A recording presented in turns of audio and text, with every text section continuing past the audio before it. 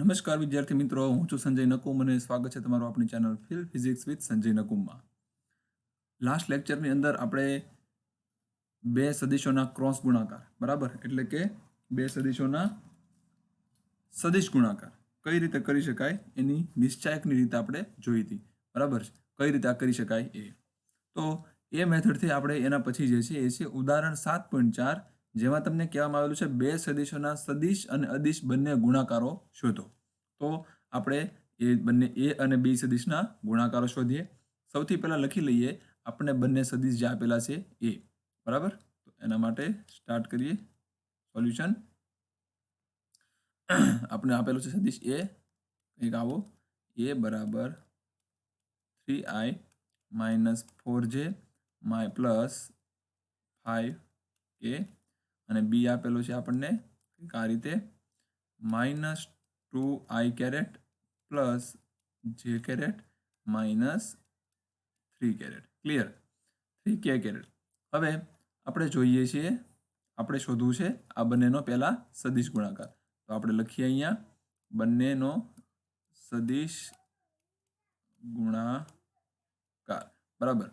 તો એના માટે આપણે કરીએ એ ક્રોસ બી, અને આપણે કઈ રીતે વાપરશું? તો આપણે એની જે નિશ્ચાયકવાળી રીત છે, બરાબર, એ રીતે જ વાપરશું આપણે. તો પહેલા નિશ્ચાયક બનાવી દઈએ, ઉપર લખી દઈએ આઈ, જે અને કે, અને સૌથી પહેલી જે પહેલો સદિશ જે હોય છે એને આપણે લખવાનો પહેલી હારની અંદર, બરાબર. પહેલો સદિશ આપણી પાસે છે એ, તો એના સહગુણક કયા કયા છે? 3 -4 અને +5. આપણે લખવું પડે 3 -4 અને +5.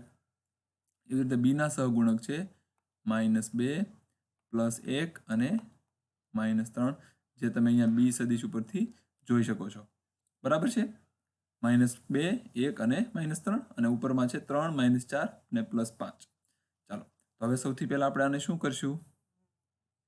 તો આને આપણે આ રીતે લખી શકાય કે આઈ જે કે માટે પહેલા આપણે વાત કરીશું કે સૌથી પહેલા આપણે આ જે પહેલી જે હાર છે, બરાબર, આ પહેલી કોલમ જે છે એ પહેલી કોલમ અને પહેલી રો તો જે છે, બરાબર, એને તો આપણે ઉપર ગુણાકારમાં જ લખવાની છે, એટલે તો કોઈ પ્રશ્ન જ નથી. પણ આ જે પહેલી હાર જે છે, આ પહેલી કોલમ, બરાબર, એના આપણે શું કરશું? હાથ મૂકી દઈશું અને શું કરશું? સામસામા ગુણાકાર કરશું આ રીતે, બરાબર, જેનો અને એટલે આ બંનેનો ગુણાકાર માઇનસ આ બંનેનો ગુણાકાર, એવી રીતે. તો સ્ટાર્ટ કરીએ. તો સૌથી પહેલા આપણે લખવું પડે કે શું આવશે? -3 ગુણ્યા -4 એટલે શું મળે આપણને? તો આપણે લખી શકીએ આ રીતે -3 ગુણ્યા -4 માઇનસ 5 એકા 5, એટલે કે 5 એકા 5, આ રીતે લખવું પડે. અને આખાનો શું મળે આપણને? આઈ કેરેટ, બરાબર. પછી આપણે લઈએ બીજો પોઈન્ટ, બરાબર. તો એ આપણને મળશે, એની માટે આપણે મૂકવું પડે માઇનસ, બરાબર.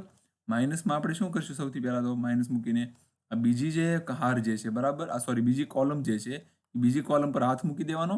પછી આનો ગુણાકાર સીધો અહીંયા કરવાનો, માઇનસ આનો ગુણાકાર સીધો અહીંયા કરવાનો, અને આખાનું જે કેરેટ, આ રીતે આપણે લખવું પડશે, બરાબર.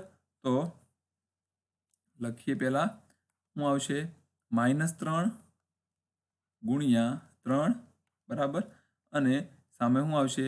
માઇનસ તો અહીંયા આવવાનું જ છે. શું આવશે? -2 ગુણ્યા 5, બરાબર, બ્રેકેટ પૂરો, અને આવશે જે કેરેટ પ્લસ. હવે શું આવશે? આ લાસ્ટમાં જે આપણે કામ કર્યું, બરાબર, એ સેમ ટુ સેમ કોની માટે આવશે? આપણે આ જે પહેલી જે આ છેલ્લી જે કોલમ છે એની પર હાથ મૂકી દેવાનો, અને આ બંનેનો સામસામે ગુણાકાર કરી અને આની બાદબાકી કરી દેવાની, બરાબર. તો આપણને મળશે,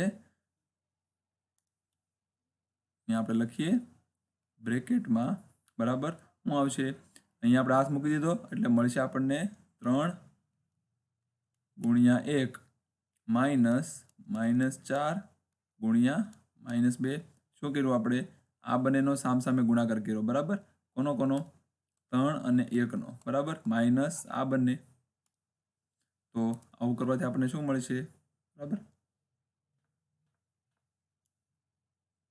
આપણે લખી શકીએ -2. ઓકે, અને આખાની કે કેરેટ. આ રીતે કરીએ તો આપણને જવાબ મળશે ઇઝ ઇક્વલ ટુ આપણે અહીંયા કરી દઈએ બરાબર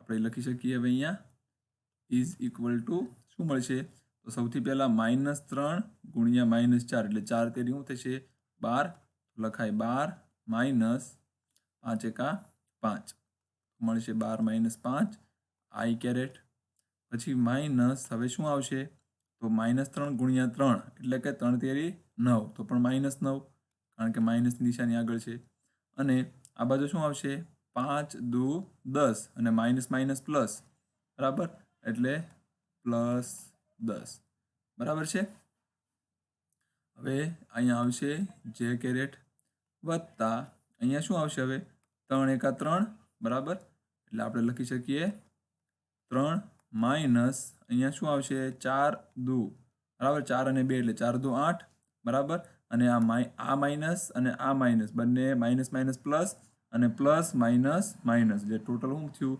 માઇનસ તો 3 માઇનસ 4 દુ 8 શું આવશે કેરેટ ક્લિયર તો એના બરાબર આપણે લખી શકીએ 12 માંથી 5 જાય તો કેટલા વધશે તો 5 6 અને 7 તો 7 આઈ કેરેટ હવે શું આવશે 10 માંથી 9 જાય તો વધશે 1 એટલે માઇનસ જે કેરેટ અને અહીંયા શું વધશે 8 માંથી 3 જાય તો 5 6 7 અને 8 એટલે -5 કેરેટ બરાબર તો આ જે છે આપણને શું જવાબ મળ્યો આ જે છે આપણને મળ્યો A ક્રોસ B બરાબર જ્યાં શું છે આ જે આન્સર છે એ આપણને મળ્યો છે A ક્રોસ B ક્લિયર છે ઓકે તો હવે આ રીતે આપણે આ કર્યું છે શું હતું એ સદિશ ગુણાકાર હતો બરાબર હવે એ જ બંને સદિશ જે છે બરાબર એનો આપણે શું કરીશું અદિશ ગુણાકાર તો સૌથી પહેલા આપણે બંને સદિશને ત્યાં લઈ લઈએ બરાબર ઓકે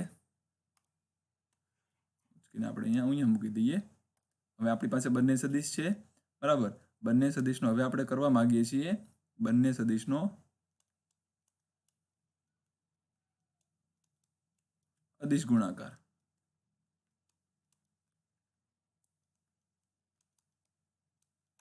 બરાબર છે ચાલો તો અદિશ ગુણાકારની રીત તો આપણને આવડે જ છે એટલે આપણે કરવાનું છે A ડોટ બી બરાબર A ડોટ બી માટે પહેલા આપણે એ સદિશ લખવો પડે એ સદિશ છે 3i caret minus 4j caret plus 5k caret ગુણ્યા ડોટ મોટો કરવાનો બરાબર એ ભૂલવાનું નહીં હવે શું આવશે તો કે આપણી પાસે છે -2i કેરેટ પ્લસ જે કેરેટ -3k કેરેટ ક્લિયર ચાલો કરીએ હવે આપણને તમને ખબર જ છે કે આપણે i હોય બરાબર તો i નો ગુણાકાર ખાલી i હાથે જ કરવો પડે જે નો જે હાથે અને k નો k હાથે કારણ કે i ડોટ i 1 થાય જે ડોટ જે પણ 1 થાય અને k ડોટ k પણ 1 થાય જો આપણે i ડોટ જે કે i ડોટ k કરવા જઈએ બરાબર મતલબ આડાવડા ઓપોઝિટમાં કરવા જઈએ બરાબર એકબીજા સરખા ન હોય એવાની સાથે આપણે ડોટ ગુણાકાર કરીએ તો આપણને શું મળે છે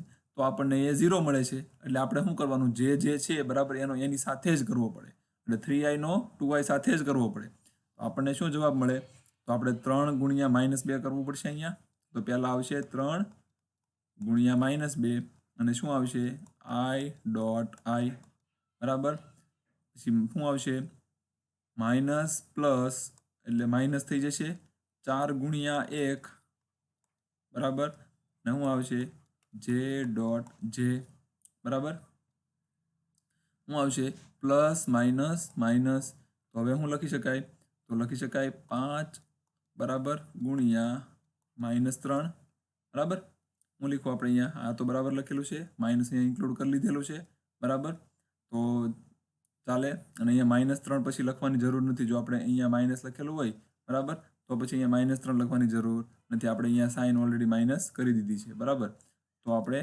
-3 ની જગ્યાએ +3 જ લખી શકીએ કારણ કે માઇનસ સાઇન આપણે આગળ કરી દીધી છે તો 5 ગુણ્યા 3 શું આવશે અહીંયા k dot k clear okay આગળ વધીએ તો અહીંયા આવશે -6 બરાબર આઈ ડોટ આઈ શું થાય 1 તો કાંઈ નહીં વધે. અહીંયા શું આવશે 4 એકા 4 તો -4 આ જે ડોટ જે 1 થઈ જાય. અહીંયા વચ્ચે 5 તેરી 15 -15 તો જવાબ આપણને મળશે 6 ને 4 10 બરાબર અને 15 ને 10 કેટલા થાય ટોટલ 25 તો જવાબ આપણને મળશે -25. ક્લિયર છે? તો આ રીતે તમે બે સદિશનો શું કરી શકો છો? બે સદિશનો અદિશ ગુણાકાર અને બંને સદિશનો સદિશ ગુણાકાર ઇઝીલી કરી શકો છો. ક્લિયર છે? ચાલો તો એના બોર્ડ પરથી લખી લો. આગળ પેજ કરું છું. તો આગળના પેજમાંથી સદિશ ગુણાકાર લખો અને પછી પહેલામાંથી અદિશ ગુણાકાર પણ લખી નાખો.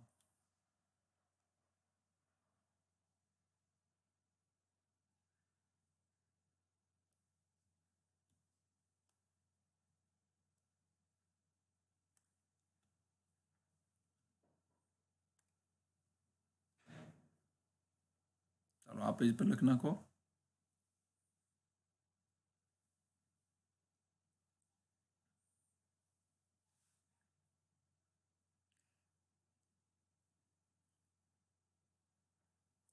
ઓકે તો ચાલો હવે આજે દાખલો આપણે પૂરો કર્યો. હવે આપણે મળશું નેક્સ્ટ લેક્ચરમાં. કદાચ લેક્ચર થોડો નાનો બની શકેલો છે પણ આગળની થિયરી છે થોડી મોટી હોવાના કારણે આપણે અત્યારે આ લેક્ચરની અંદર એને ઇન્ક્લુડ કરતા નથી.